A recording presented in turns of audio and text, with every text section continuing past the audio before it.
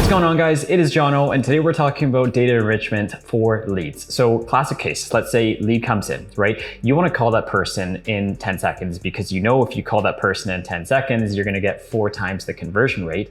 But you also want to make sure you have enough data on that person so that when it comes in real time, you can maybe build some rapport, get to know the person, or at least understand the company you're selling, right? And that is where this module comes in. So we're building on a workflow today in make.com right in front of me. We're going to be walking through this step by frickin' step all the way through. So even if you're a beginner in make.com, this should still be easy for you to build out, where we essentially collect data from a new lead source, right? So imagine somebody goes to your website. This happens to be my website here. And they're like, you know what? This is a great company. I'm going to go ahead and I'm going to inquire with their products or services. And they fill out a form, right? When they go ahead and do that, then what we're going to do is we're going to receive that information. We're going to enrich the data using something called Apollo. Apollo just essentially provides you additional information.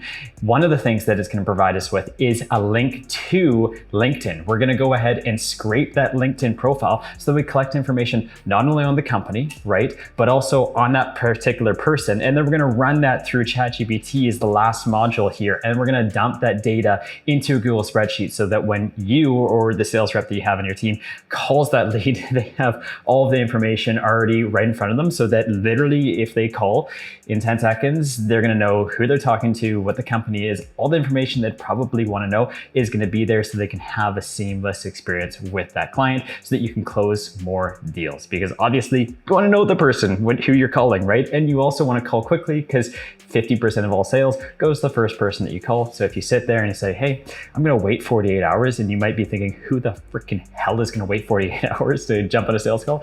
But it's the average business in North America. They wait 48 hours. So obviously that's not good. You want to call fast, under 60 seconds, because that's going to increase your conversion rate by 391%. So you are going to make 4 times more sales just by doing practically nothing more than what you're already doing. That sounds almost too good to be true, but I guess it is. And these stats are widely online. These aren't my stats, by the way. You can search them up, but it has worked for my business as well. So before we dive in, as always, guys, you can download this blueprint in the description down below. You just hit these 3 dots here and you import the blueprint in. We're going to be walking you through this step by step. And if you guys haven't done so already, please make sure to subscribe to my channel, because if you like content like this, I'm sure you're going to be liking all the other videos I'm going to be releasing pretty much on like a daily or weekly basis as well. So with that being said, let's dive in.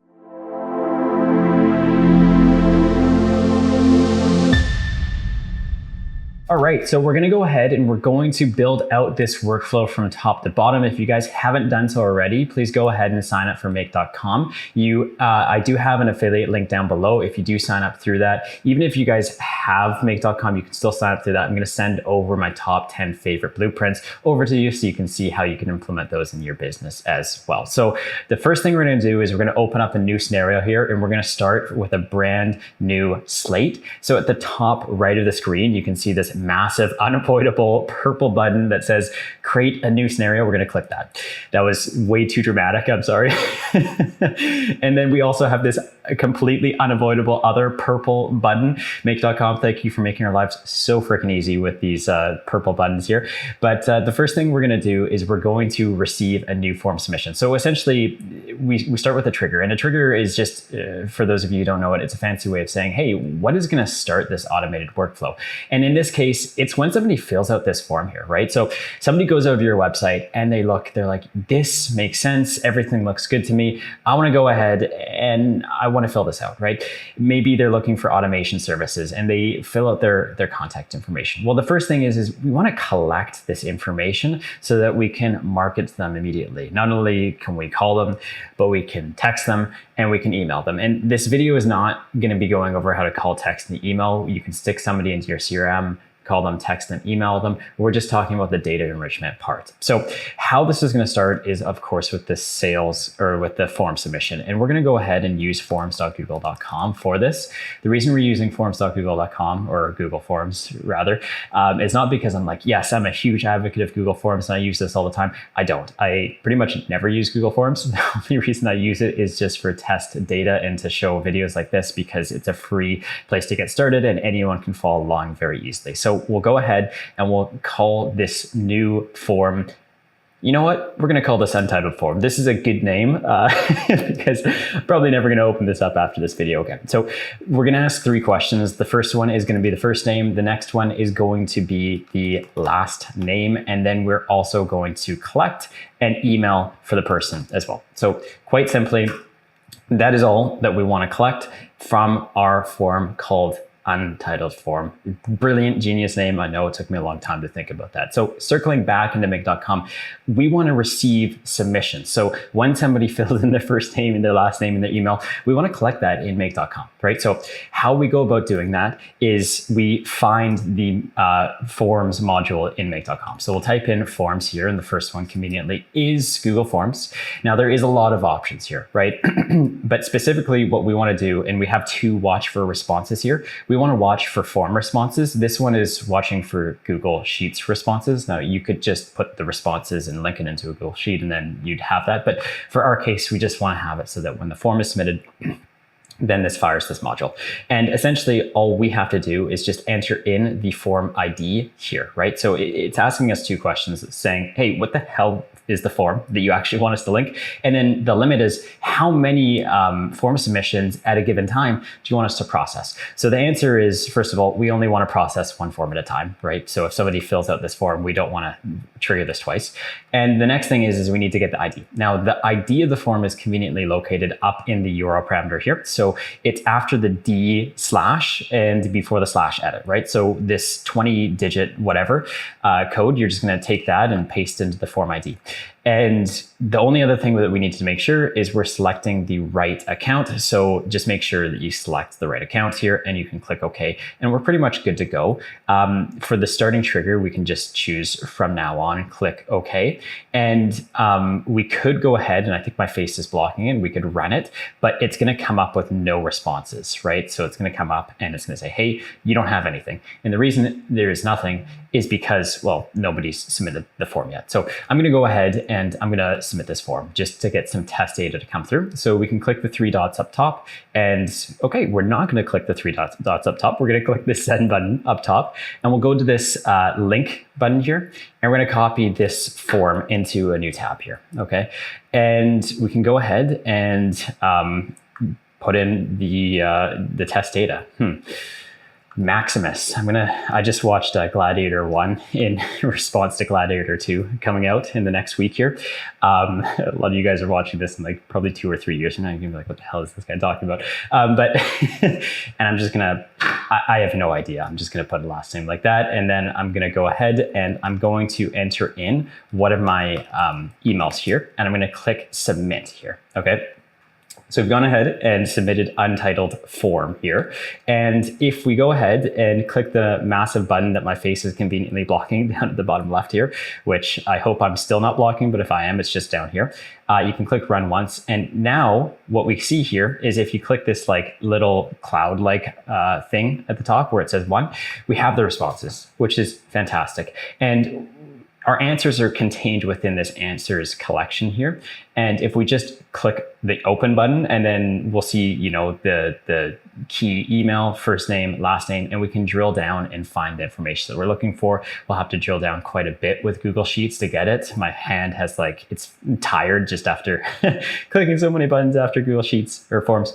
But there we go. We have the email, right? So we've successfully submitted the form. That form has been entered into make.com. So we have the data, which is fantastic. Now, the next thing that we want to do is, let's say we want to add this data to Google Sheets, right? So we can go ahead and do that. The next thing that we're going to do is go over to Google Sheets and create a Google Sheet and then add that data to it. And you'll notice here that I'm skipping a couple steps. So I haven't enriched the data, which is the whole purpose of this video, but I'm just going to go ahead. I'm going to set up the Google Sheet first so we have the infrastructure of what starts it, which is the form, and where we want the information going, which is the Google Sheet. And then once we have both of those things, then we can work into the data enrichment part. So circling back here, we also have a sheet, and I think a nice fitting name would also probably be Untitled Sheet for our untitled form entry. And really all we want to do is collect 3 things, I guess. Email, first name. Okay, that's definitely not what I was going for. First name, last name, email, And we're also going to do like maybe website, company, and we'll do data enrichment field here. So we have this, and just because this is going to irk me, I'm going to change this big capital O to a lowercase o, and we're good to go. Okay, sounds good. So first thing we're going to do is we're going to send that data into Google Sheets here, right? So we'll choose the Google Sheets module.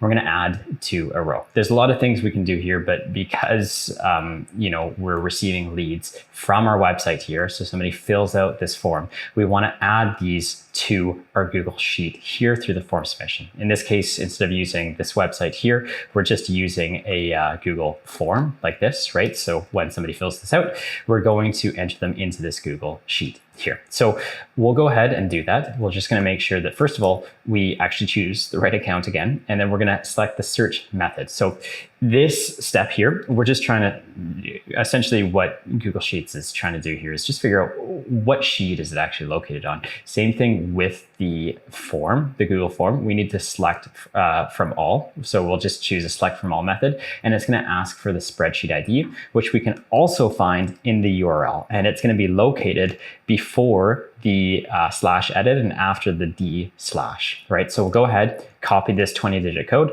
paste it back into the spreadsheet ID. Then you'll see data is loading up here. We have to choose the sheet name. Now, the sheet name is just a fancy way of saying tabs. Now, once again, I think my face is blocking it, so I'll move it over here, but you can have as many of these tabs as you want, right? The default is just sheet 1, and then if you add another one, sheet 2, sheet 3. So we're gonna go ahead and we're going to select the sheet number 1 where we have our headers on. So in the make.com module, we'll select sheet 1, and it's gonna actually pull in all of those header values. So now you can see here, we have the headers like first name and last name and email, website, company, data enrichment. So all we have to do is just do something called mapping, which is essentially taking the data that we received from this Google form submission. So when somebody fills in their first name and their last name and their email, we want to dump that into this Google form. So how we do that is we just hover over the field here, and you can see like the first name, last name, email, all the values here, right? I'm just going to type in value at the top, and it's going to give us all of these values down here. Maximus, that cracks me up. So we got the first name here, Maximus, and then we got the last name, which is ASDF or whatever. And then we also have the email as well. So we have these 3 values, which is a fantastic start. Now, if I was to go ahead and submit this form again, it's going to automatically send that data into this Google Sheet. So that is step number 1, which is completed. But before we go ahead and we do that, I actually want to just do some data enrichment. And this is where we have Apollo that comes in, right? So I'm not going to go into too much detail about what Apollo does, but I'm not going to go into like the actual user interface or anything like that. But all you have to do is just sign up for a free account and then generate an API key, which is going to be in the settings.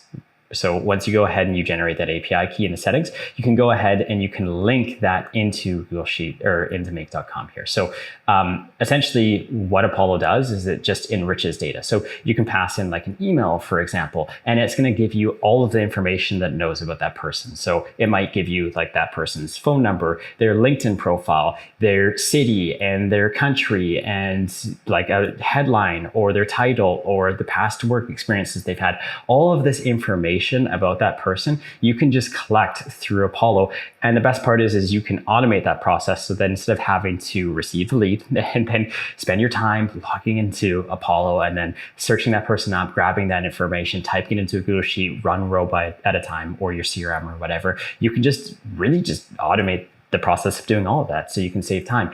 And the most important thing here is speed to lead, right? You call fast, you're going to get better results. And that's exactly what this whole system is about. It's about getting you guys the best results possible, but also not sacrificing on the quality of the calls so that you have the information you need to be able to close the deals you want to close. So circling back here, we're going to go ahead and we're going to add in a new module in the middle here by right-clicking on these dots, and we're going to search for Apollo, right? So with Apollo, there's a lot of stuff here, but all we have to do is, it's a bit counterintuitive actually. You'd initially be like, hey, I want to search. You might be like, hey, I want to search this person up in Apollo.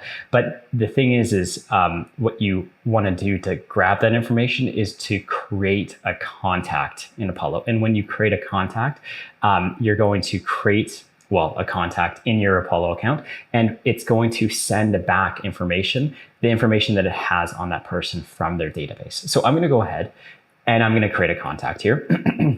And all I have to do is just add in an email. Now, for anyone who doesn't have an Apollo account, you'll just have to add your account in here and then select the API key. And this API key will be listed in your Apollo account in the settings. So just go log in, sign up, go to your settings, get your API key, and then you're going to be good to go. All we have to do from here on out is just add in this email here. So I'm going to type in value at the top, go down to the email value, which is going to be jono@photokings.ca. We'll click OK, save this, and this looks pretty good to me.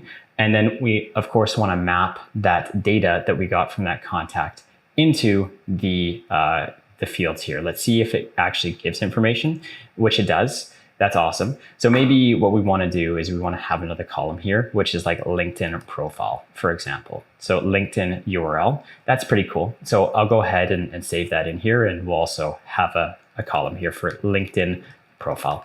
Sweet. So that is awesome. So we're going to click OK, save, and we're going to actually just run this once and see exactly the kind of data that we get.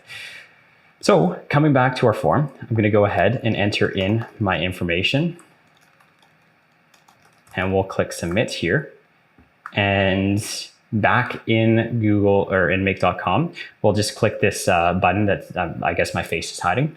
And you can see here that it's run. It's found a contact in Apollo, and then it's added it into the Google Sheets. First thing I want to do is just showcase what this looks like. So we have me coming into this Google Sheets. Here, you can see that there's no LinkedIn profile that was actually generated. So I'm going to go ahead and take a look at what happened here. So we have contacts, and it looks like the LinkedIn URL is actually empty, right? So apparently it doesn't have my LinkedIn URL on here. And yeah, so that's okay. But you can see all the other information here. Like you can see phone numbers, for example, and this is just going to give you a 1-800 number to my company. But essentially you have all of this information where on that particular client. Now, the only other thing here that I want to do is I actually want to pull in the exact information for the LinkedIn URL, because this is applicable to the business here. So what I'm going to go ahead and do is I'm going to enter in another email so that we can use, and then we're going to try again. So just circling back here, I'm going to cancel out of this, and then we're going to try this form one more time. Oh, okay, sweet. And here we go. We're going to click submit here. And then we're going to fire off this run once module only. And now we have a link to the LinkedIn profile. Now, here is my LinkedIn profile. I haven't honestly logged in on ages. I probably definitely 100% should be going on LinkedIn more often, but I never do it. So there's my link, which is awesome, right? So we have a bunch of information about us right now. But let's say that we want more than just what LinkedIn is providing us with here. Maybe, for example, we want, sorry, not LinkedIn, what Apollo is providing us with. Maybe we want to grab information from Apollo. Maybe we want to grab information from the person's website. Maybe we want to grab information from their LinkedIn profile and just have all of that data in one nice report in our Google Sheet, which is awesome, right? So we're going to go ahead and we're going to do that, right? But in order for us to actually get information from LinkedIn, we need to use a web scraper. Now, this is free to do, but the only problem with the web scraper is it's conflicting with our core interest. What I mean by that is for us, we want to call that person in less than 60 seconds. And ideally it would be in like 2 seconds. Like literally they'd type in the form as their like finger is leaving the keyboard, they'd have a phone call coming in being like, picking up being like, hello, who is this? And you're on the phone with them. And the reason why that's also important is because with a lot of industries, and at least with a lot of the clients that I talk to, especially on one-on-one consulting, this is actually a theme that comes up over and over and over again, how to do this data enrichment for new leads. But the reason why it's also important is psychologically. So somebody inquires with your company. What is the first thing they're going to do when they finish filling out the form? They're probably going to be like, hey, I wonder what your competitor is offering, what their value is, what their price is, and I wonder what your other competitor is offering, what their value is, and then they're going to do that like 5 times, and then you're going to be competing with 5 different people. But if you call that person within 60 seconds, maybe you sit on like a 40-minute call with them, build a lot of rapport, you get to know them because you've done this data enrichment. By the time that they get off the phone, they might be like, crap, like I gotta go, I'm late, and then they forget to apply to other places, and then you're the only person with your, I guess, hat in the pot, and then hopefully you can win the deal, right? So that's just one way that you can like essentially push other competitors out of the draw by just essentially calling the person really fast. Psychologically works really well, so I'd highly recommend calling people really fast. So anyways, circling back here, we have this information. We want to do a web scrape to find the LinkedIn information, but the problem is that it's going to take a bit of time to do that web scraping, right? So how we're going to do this is we're going to segment this workflow into 2 parts. The first part is something just like this, where let's say we have the lead and they come through immediately. Like we have all their information here, which is fantastic, right? But as that lead comes in and we send an email, text message to our team, we let them know, hey, this new lead's come in, you should probably call them. We're going to, in the background, web scrape their LinkedIn profile, run it through ChatGPT, just like in this module here. So we're going to web scrape, and then we're going to run it through ChatGPT to get a personalized kind of response on how we can sell that person best. And then we're going to paste it into this Google Sheet so that you can look at the notes come in really quickly in case you call that person super fast. And you don't have to use Google Sheets here, guys. You can use, like I personally, I'd be using my CRM Go High Level, but you can use whatever you want. I'm just using this because it's free and it's no friction for anyone to get this workflow up and running, right? So that's what we're going to be doing. So the next step here is we're going to web scrape LinkedIn to find this data. So circling back, what we're going to do is add another module, and this module is going to be something called Apify. Okay, now before I click into Apify, I actually want to show you guys what this looks like.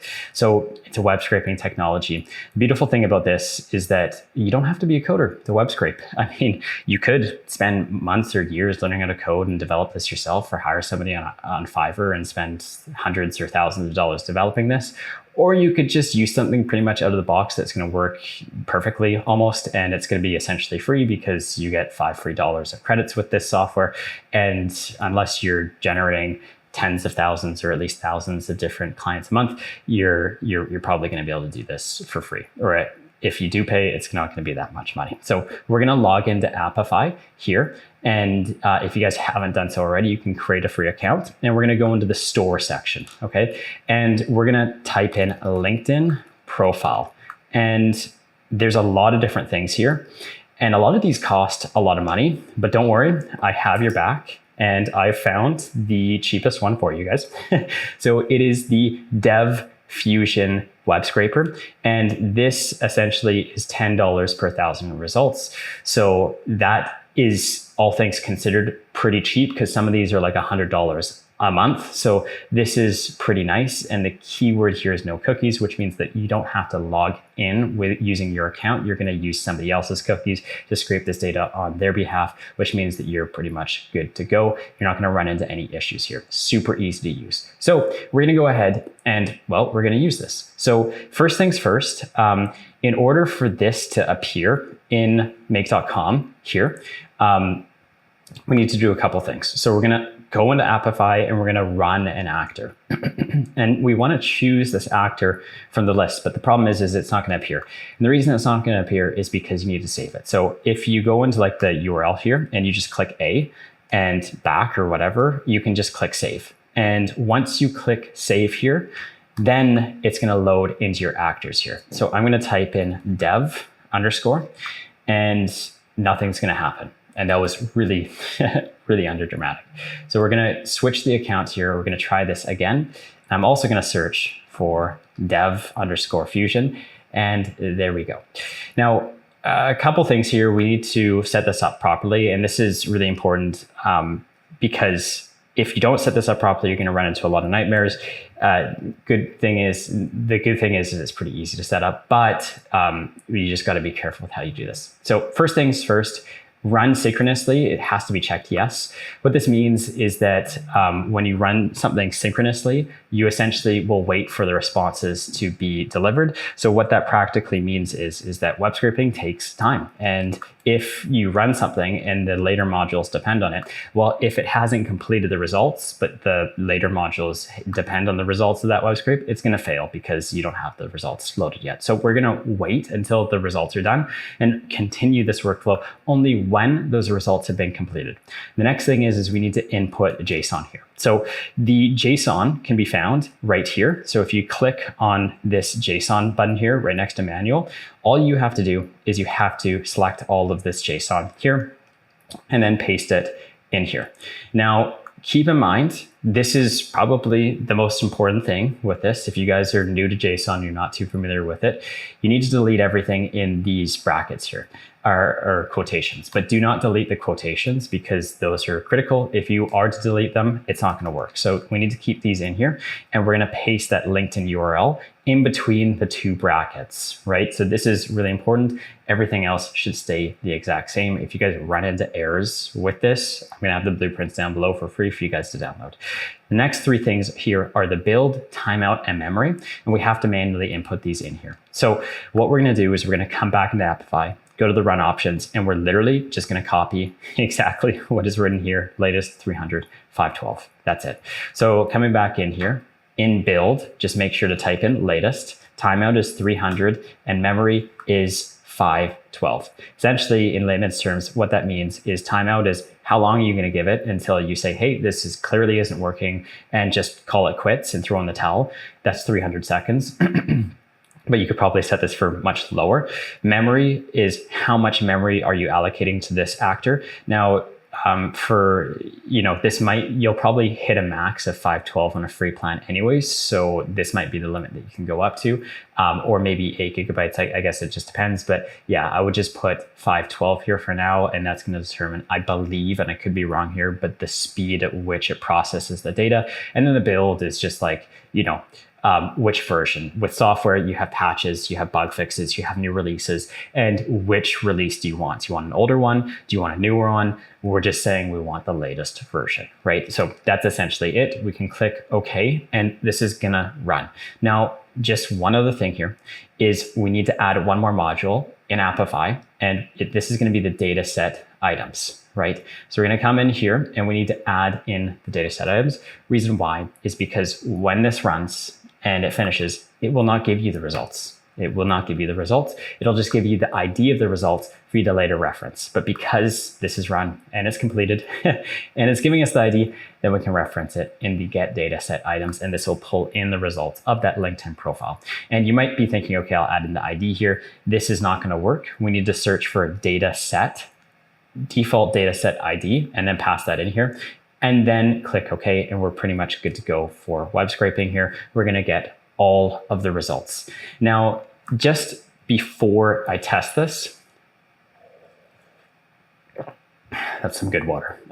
Before I test this, I want to add in a couple more modules here because I think this is fantastic.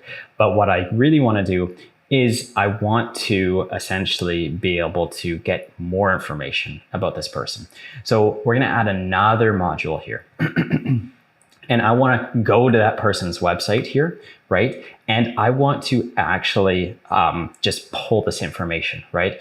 I want to be able to pull in all the information from this page and then have ChatGPT summarize and be like, hey, this is what this website's about. Because when that person inquired, we're not going to know anything about them, right? And the whole purpose of this is to enrich the data. So we do know a lot about them. So when we jump on that call, or if we're on the call, we know as much as we can. So we want to go to this website. We want to pull all of the information off this, and we want to summarize it in a concise message so that we know exactly what it is that this company does, who they are, and all of that kind of stuff. So how we're going to do this is a two-part process. We're going to use an HTTP module here. Okay, and this HTTP module is going to be make a request. Now, in a nutshell, what this does is we're going to pass in a URL here, right? And this URL is going to go to this website, and it will essentially just pull in all of the data, which is great. But we need the website. And maybe somewhere in here you have their website, but let's say that there is no website in the web scrape, or there's no website in the Apollo, right?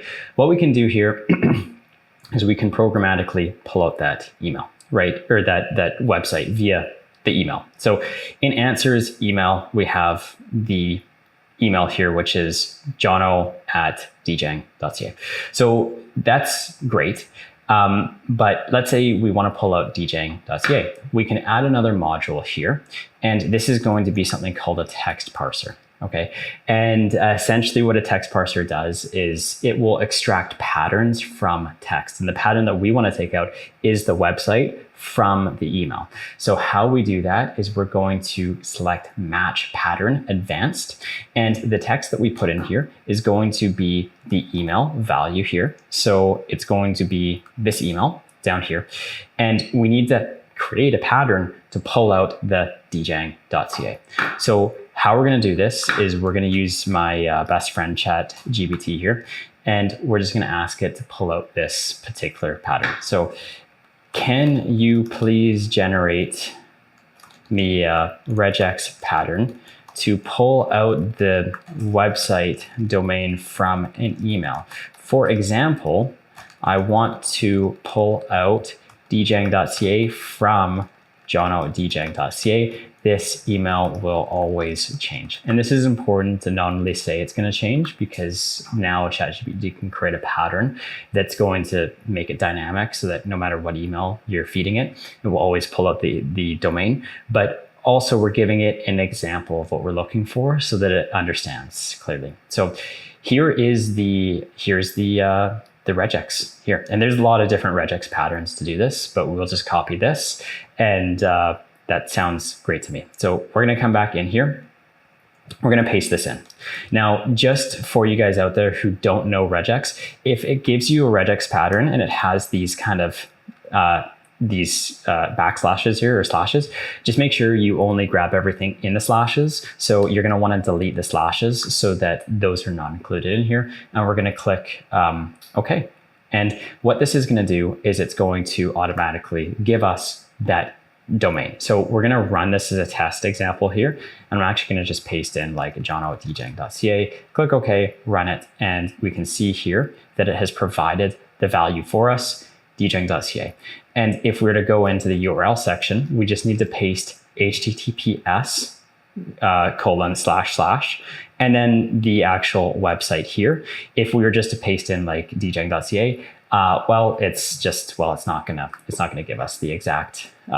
It's not gonna go to the website for us. So we can click OK. And actually, sorry, just one more thing here. So we want to parse this response so that it gives us something that's legible for us to read. This is what a parsed response looks like, so that we can like map it out and add it to other modules. If we don't do that, it's not going to be like readable in make.com, which makes it incredibly difficult. So that sounds good to me. And we can also run this test here too. And I'm just going to type in djang.ca. And now what's going to happen is we're going to pull out all of the HTML, all of the CSS pretty much, or at least HTML on this page. And this is kind of what the page looks like. That's a lot of text, right? So this is what we have to work with. And fortunately, you don't have to spend your valuable time going through this. We're going to get AI to do this for us. And speaking of which, we're actually going to get AI to go through pretty much everything here for us. and pull out all of the information from Apollo, pull out all the information from the web scrape, pull out all the information from the HTTP request here. Because remember, we're pulling this so that we can summarize the data from the website. So we're gonna go to the website, pull out that HTML, and then pass that into something like ChatGPT to essentially tell us what the hell's going on, what the website's about, so that we can get that information for the client. Sweet. So last thing that we're gonna do here is we're going to create a ChatGPT module here. So ChatGPT, and we're going to create a completion. So we're using AI to formulate a sales letter for our sales rep so that when they get on the call with that person, they know exactly who they're talking to. So this is going to be a chat completion. Max tokens is just like the length of the response. So if I was to put here like 2, it's going to cut the response off and it's not going to give me anything long. So this is just like a correlation to how long the response is or how much money you're spending. So I think something like this, 2000 is way more than enough. The actual model that we're going to use, I'm going to go ahead and use ChatGPT 4.0 mini, and we're going to have 2 messages here. The first message is going to be a user message. Now, there's multiple messages here. A user message is essentially the question that you want to ask ChatGPT. You are giving the prompt to ChatGPT saying like, hey, this is what we want. An assistant message is saying, hey, this is the response that ChatGPT is giving back to you. So if you're like, hey, give me a yes or a no if this lead's qualified, the assistant would be yes or no. Those are 2 examples of what the response could be. And then a system is just additional context for ChatGPT. So in the user message, we're just going to say, please provide me with an enriched profile on this on this client or this new lead here. I've provided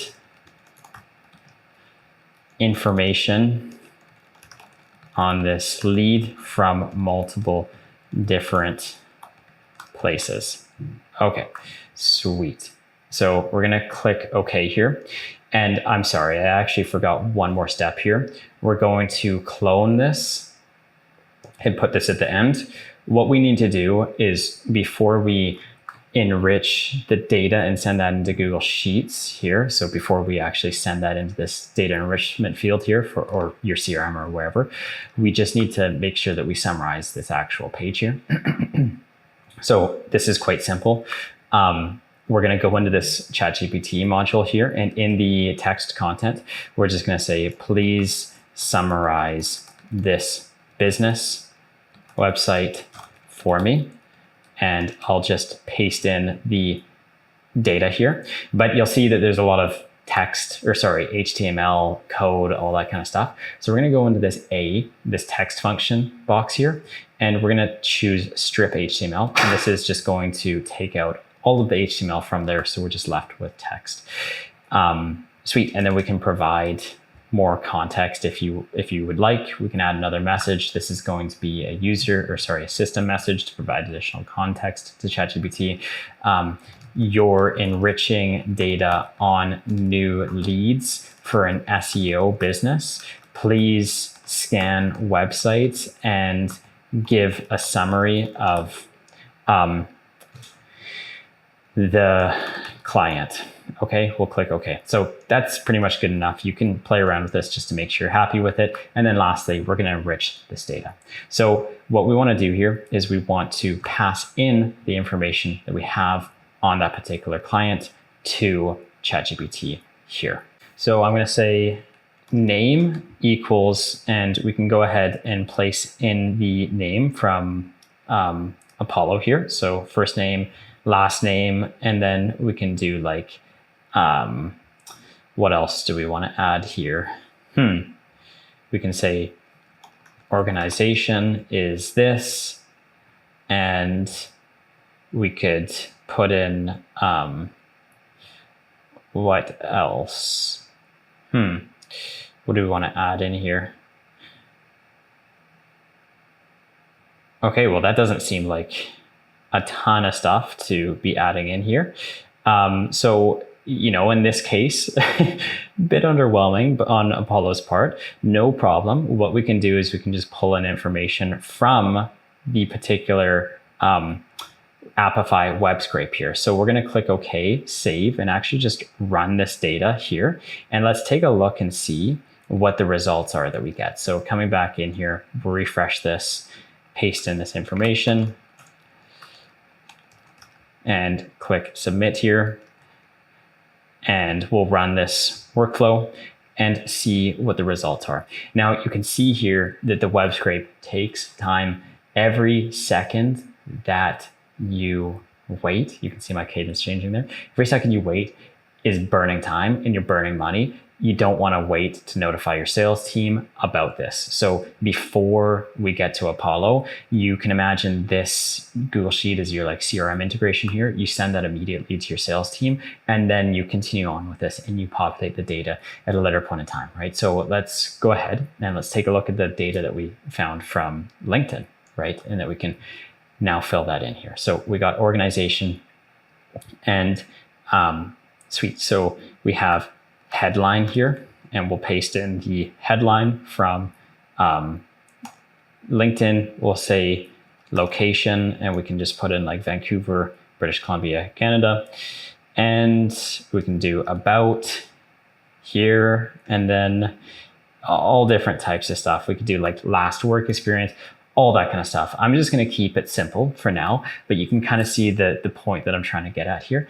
And we could also say website content on website, and we can even put in the results of the website here. So we're passing in information from Apollo, we're passing in information from Apify from LinkedIn, we're passing in information from the website here, and then we're going to give a nice report about all of that kind of stuff, and then we're going to send that off to our sales reps so they have information on pretty much every source immediately that you'd probably want to get information from. The only other thing that I'd mention here is we might want to put a system message in here saying you are an intelligent bot that is enriching data on new leads inquiring about SEO services. You're going to summarize all the information you have so that sales reps can do the best job possible. And we'll click OK, save this. And lastly, we're going to have a Google Sheets module here. We're going to update a row, and we're going to pass this information back into the spreadsheet and pass it right into this data enrichment column. So let's go ahead. Let's do that. We're going to, first of all, make sure that we have connected in the correct sheet officially. Check mark, done. Next thing is search by method. So we're going to select from all. And you'll see how repetitive this is going into Google Sheets or Google whatever and pulling out the URL. It's like pulling teeth at this point in time for me. It's like a daily occurrence, happens all the time. So we'll add in that spreadsheet ID. And then we just want to uncheck this map thing here. Anytime you're updating a row, it's going to, or updating a sheet, it's going to ask for you to map that in. So we can uncheck that, and we'll just select sheet 1, which again, is this sheet down here. It's just a tab that we're on. Beautiful. Next thing is the row number. Now, in order for us to update with this enriched data, we need to know which row this particular client was on. So we need to know that, for example, for updating this record, and obviously your sheet shouldn't have the same contact 4 times. This is just an example. But if we want to update row 5, well, we need to figure out how to get row 5. And where that is located is actually in this add a row module here. So when we added that row, now we know exactly what row it is. So all we have to do is navigate all the way down to that particular row number here. We're going to select 5 in this case. We're going to update that exact row. And all we need to do is add the data enrichment, which is the results from this module here. So we're adding the results, which is the results of the enrichment process into there. And this is pulling in data from, of course, Apollo, and it's pulling in data from Apify, which is scraping LinkedIn. And it's also pulling in data from searching their website, grabbing information, and then populating it into the sheet. So if we were to run this all together, it would dump data in here. And this is essentially more or less the result that we'd be looking at if we were to essentially round up all this information in one. So Of course, we don't want this, so we're going to go ahead and change that. Certainly, to create an enriched profile for your lead, imagine being on a sales call and being like in a high stress situation and then seeing that and you're like, oh, this is too much to handle, like so much BS from ChatGPT. So we'll go ahead and say in the system message, please no intros or outros. So we'll go ahead, add another message down here. This is going to be a system message. Please do not add any intros or outros, just the data enrichment text. Click OK, and we're going to save and we'll run it. But this is kind of, actually, I'm just going to go ahead and run it here. And of course, we have to go ahead and submit another response in Google Forms. So Jono Catliff, JonoPhotoKings.ca. I feel like my writing's gotten progressively faster every single time I have to do this. And we'll click run once and run that puppy. You can see the result has come in here from the Google Sheet. We have officially found that contact in Apollo. We've added them to the sheet. At this point in time, we would have notified the sales team, hey, you've got a new lead, please call this person. In my case, I literally have an auto caller immediately. Like I don't wait for my sales team. Oh, I guess in some cases I do, but I notify them right away to call that lead. So then in 10 seconds they're on the call. So I don't want to wait the 30 seconds that this took, right? So this is now scraped. We've also scraped their website, and now we're just analyzing the website, and then we're going to essentially compile all of this information all together into a nice, beautiful report, and then we're going to pass into the Google Sheet. At this point in time, your sales rep should be dialing the person, they're pulling up the Google Sheet, they're finding the information, they're reading it, and they're saying, okay, this is everything that we need to know about this person. Awesome. And on the phone, bam, in 10 seconds, they have all the information that they need so that they can be set up for success, call that person, close that deal, and ultimately make you more money. And that is a simple way that you can combine two really powerful concepts together. The principle of just calling people faster, which is going to increase your conversion rate by 4-fold, but also when you call that person, actually knowing who they are, what their company is, all that kind of stuff at a glance, right? Because this is going to save you time, and time is money. You don't have, 20 minutes to kill before calling that person because you're going to leave money on the table. I mean, it just depends on your industry. Maybe that's the case for you, but empirically speaking, and it's data driven, the faster you call somebody, the more likely they are to close the deal. And this is going to get you the information that you need to know the person right away. And lastly here, guys, all we want to do is we want to make sure that before we set this live, we just have filters set up so that, in case they don't have a URL for LinkedIn, well, we don't scrape their, the LinkedIn profile, because it's just going to throw an error. And we also want to make sure that we don't scrape their website if there is no website provided, or if it's like a generic website like yahoo.com or Gmail or all that kind of stuff. So how we do this is we're going to actually just create a router here. So we're going to add a module. This is going to be a router, and routers just pass data down multiple different paths here, right? So essentially, we're going to unlink this, and we're going to just drag this a bit over here, and we're going to add one more path, and this is going to be connected into the second path here.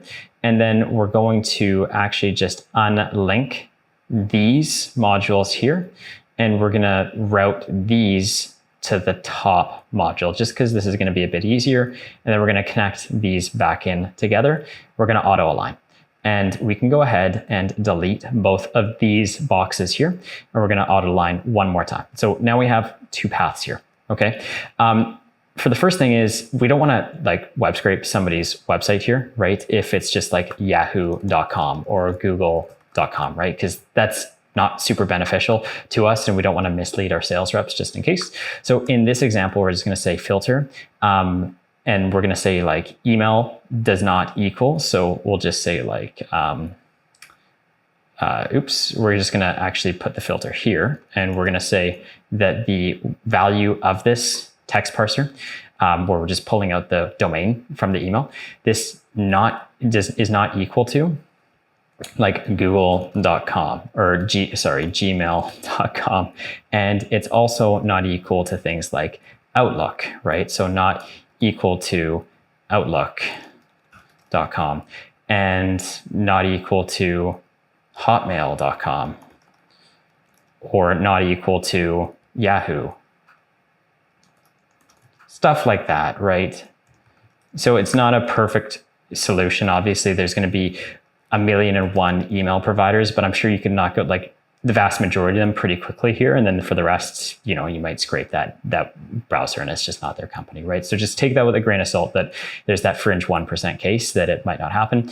And then ultimately speaking, we just need to, of course, pass this data down here, because when you're dealing with a router, paths can't access information from other paths. So we need this result to be accessed by this module here. You can see if we open this up, it's trying to reference, it's trying to reference something that doesn't exist. So the results here in this module don't exist because it doesn't have access to this path. So we can use something called a set and get variable.